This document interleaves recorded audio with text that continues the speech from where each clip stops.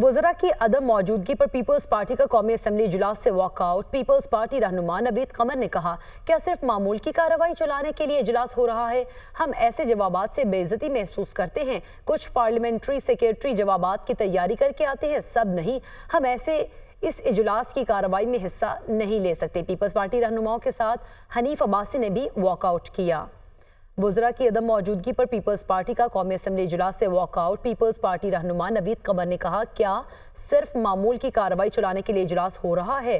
हम ऐसे जवाबात से बेइज्जती महसूस करते हैं। कुछ पार्लियामेंट्री सेक्रेटरी जवाबात की तैयारी करके आते हैं, सब नहीं आते। हम ऐसे इस इजलास की कार्रवाई में हिस्सा नहीं ले सकते। पीपल्स पार्टी रहनुमाओं के साथ हनीफ अब्बासी ने भी वॉकआउट किया। इसी पर बात करेंगे। फौजिया अली हमारे साथ मौजूद हैं। फौजिया, बताइएगा क्या इख्तिलाफात सामने आ रहे हैं और कौन कौन लोग वॉकआउट कर गए? जी बिल्कुल, कौमी असम्बली के इजलास में हमने देखा कि वज़रा की अदम मौजूदगी और जो उसके पे जो है ना पीपल्स पार्टी के अरकान ने वॉकआउट किया है, क्योंकि गुज़श्ता जब से ये सेशन स्टार्ट हुआ है इसमें बार बार ये कहा जा रहा था कि जो वज़रा हैं वो इजलास में जो वो शिरकत नहीं कर रहे और वक्फा सवालात में जवाबात हैं उस पर वज़रा यहाँ पर मौजूद नहीं होते। इस पर जो डिप्टी स्पीकर है उन्होंने वज़ीर आज़म को भी खत लिखा था कि वज़रा की अदम मौजूदगी पर जो भी सिचुएशन इस असेंबली में हो रही थी।